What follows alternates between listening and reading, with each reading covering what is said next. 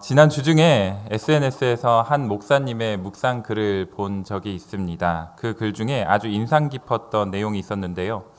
우리 한국 교회의 사순절이 마치 방학 숙제와 같다라는 글이었습니다. 우리 성도님들 방학 숙제 했던 기억이 너무 이제는 가물가물하신가요, 혹시?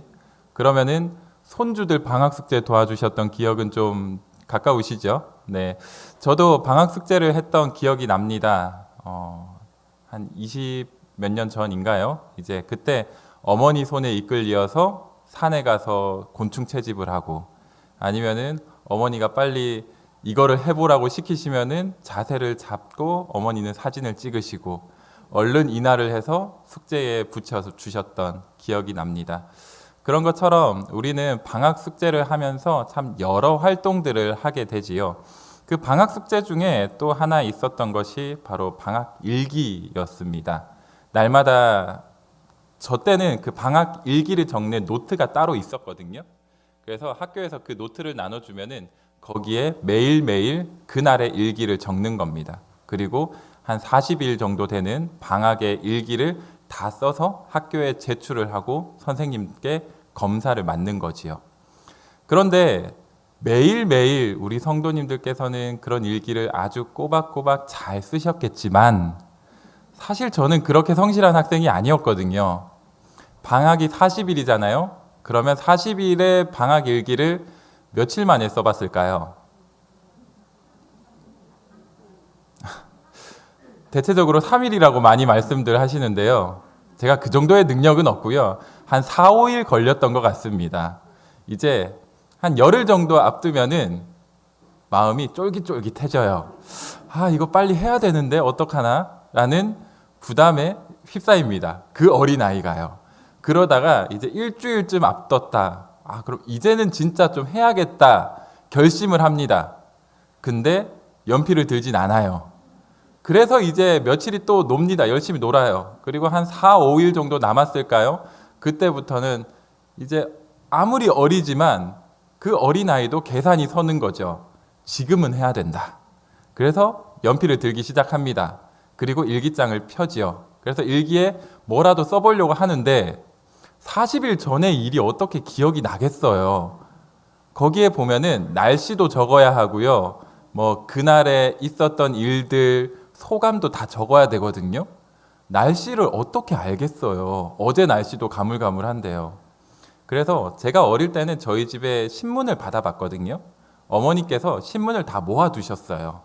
그러면은 40일 전에 신문을 찾는 겁니다. 그래서 신문을 펴면은 그때는 그 한 주간의 일기예보가 다 나왔거든요.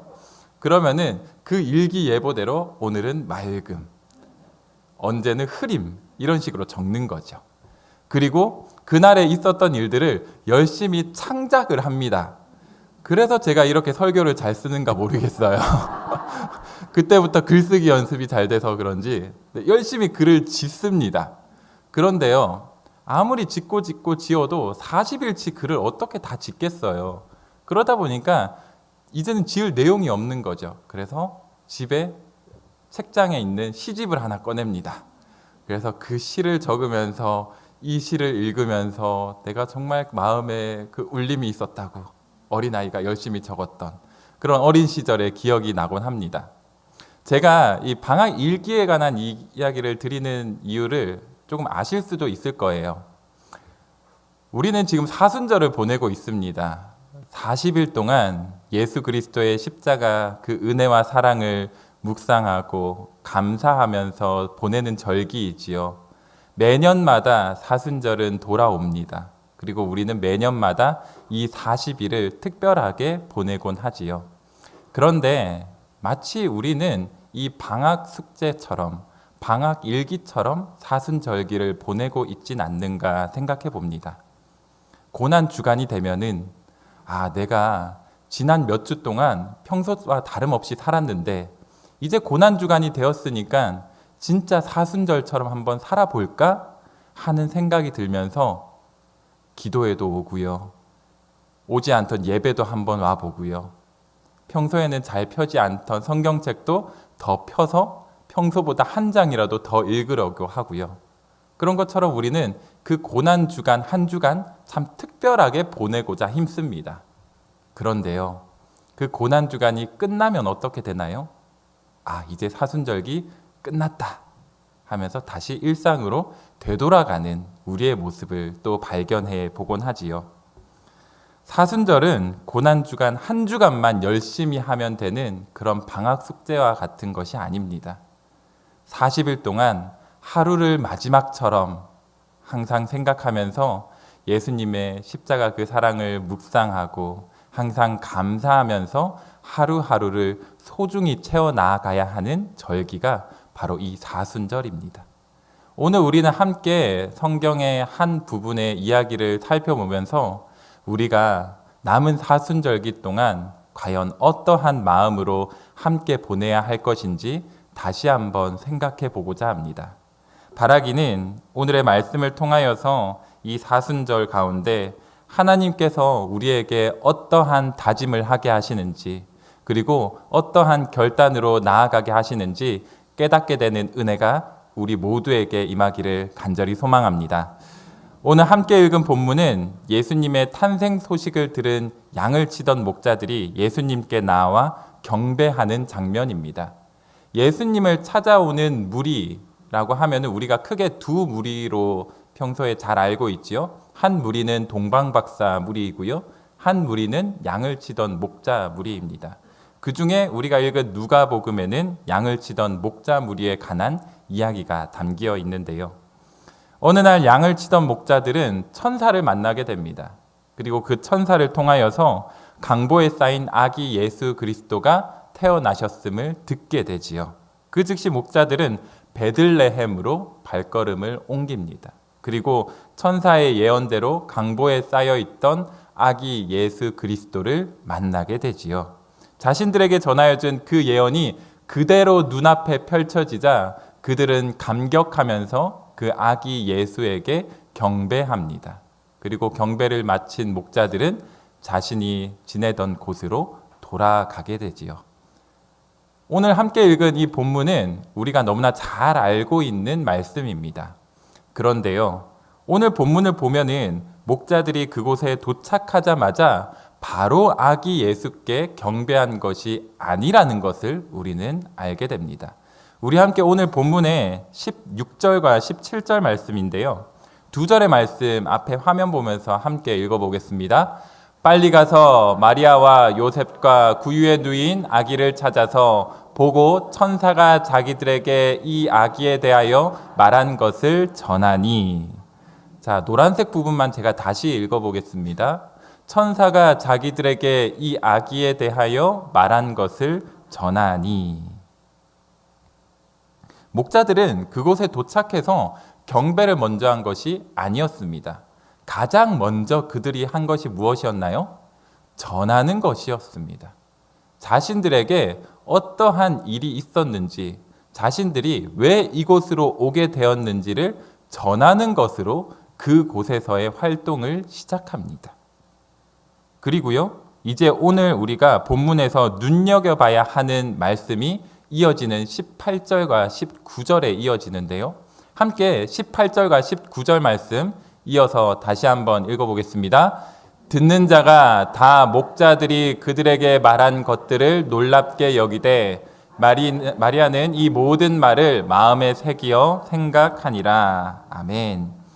구유에 누인 아기 예수님 곁에는 아버지 요셉과 어머니 마리아가 곁에 있었습니다. 그리고 성경에는 자세히 기록되어 있진 않지만 당시 그곳에는 요셉과 마리아와 함께 또 예수님을 경배하기 위하여서 모인 다른 이들이 있었던 것 같습니다. 하지만 똑같은 소식을 들어도 그 소식을 대하는 반응은 전혀 다른데요. 그 소식을 들은 많은 사람들은 16절 노란색 부분을 보면 어떻다고 하지요? 놀랐다고 합니다. 놀랍게 여겼다고 하지요. 그런데요, 18절에 이어서 19절 노란색 부분을 보면은 마리아는 어떻게 반응하나요? 이 모든 말을 마음에 새기어서 생각하였다라고 합니다. 목자들의 말을 들은 많은 사람들은 놀랍게 여깁니다. 세상에 어떻게 이러한 일이 있을 수 있는가? 와, 정말 불가사의하구나. 정말 기이한 일이구나 하면서 놀라움을 금치 못합니다. 그런데요, 놀라움에서 끝납니다. 그 뒤로 놀라움에 이어지는 반응이 없습니다.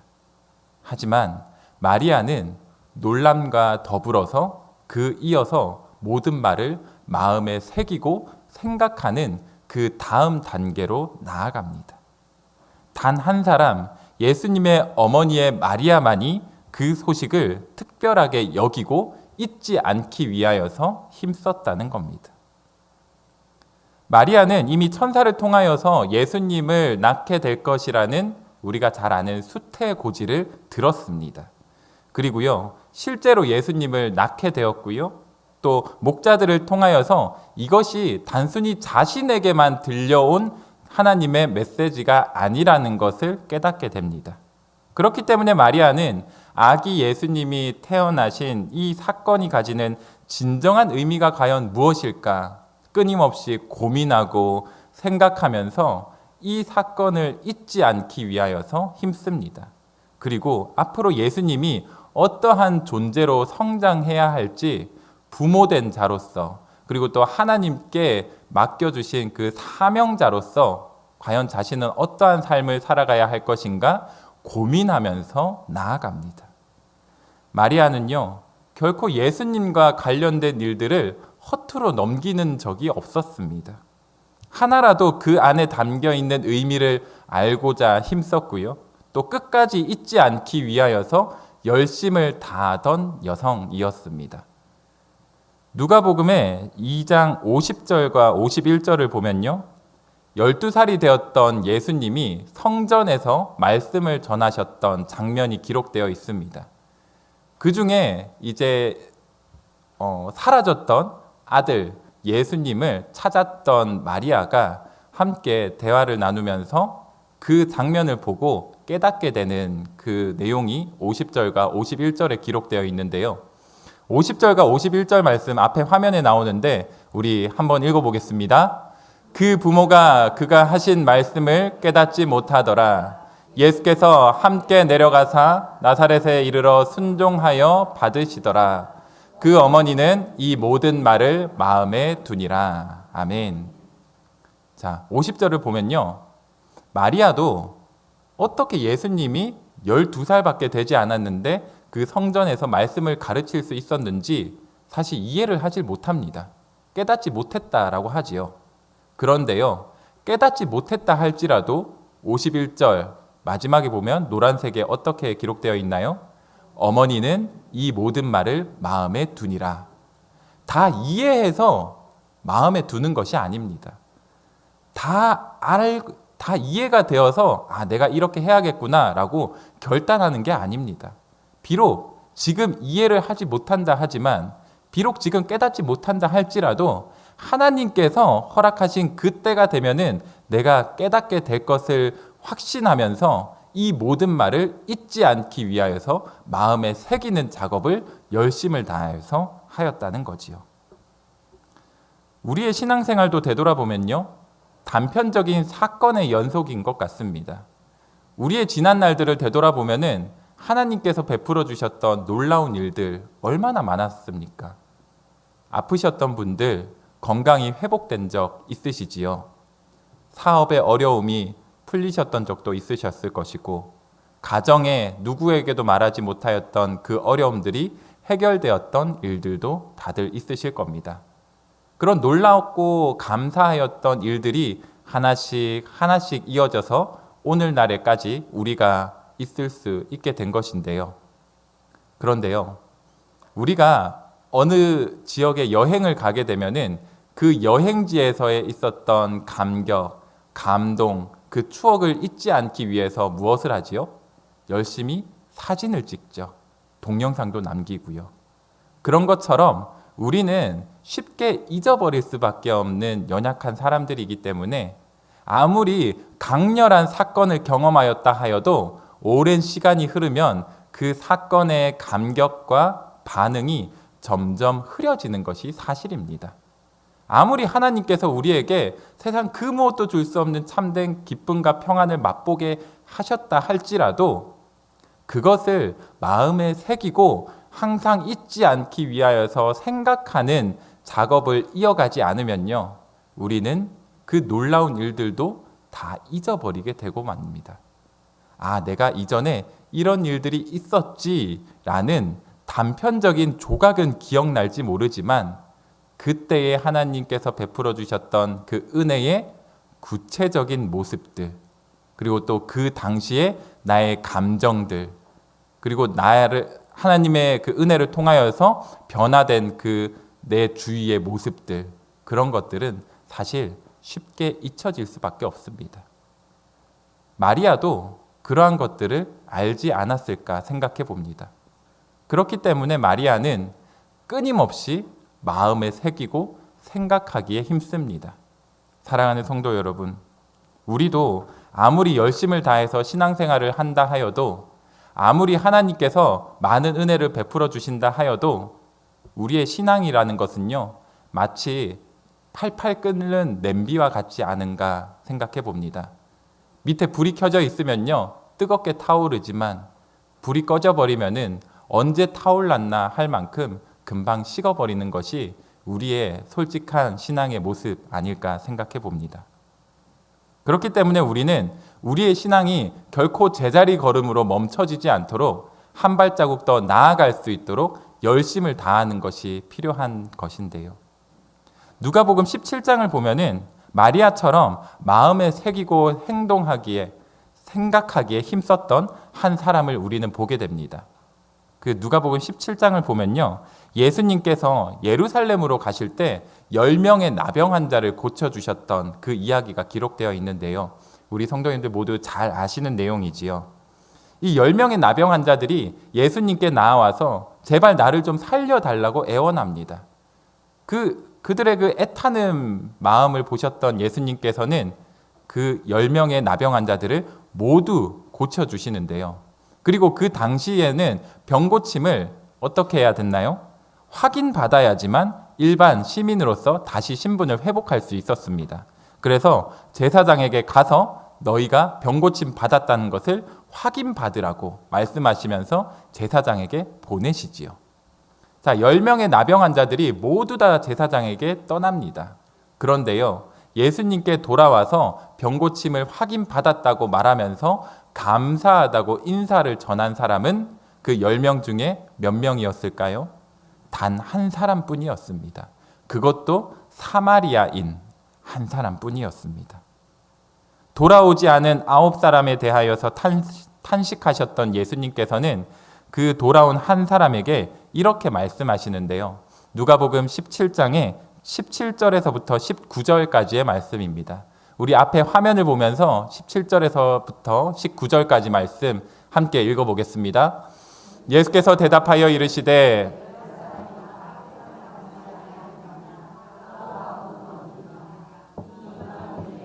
하나님께 영광을 돌리러 돌아온 자가 없느냐 하시고 그에게 이르시되 일어나 가라 내 믿음이 너를 구원하였느니라 하시더라. 아멘.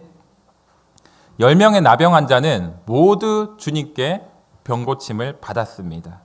하지만 그들은 예수님을 통하여서만 얻을 수 있는 가장 귀하고 값진 것은 알지 못했습니다.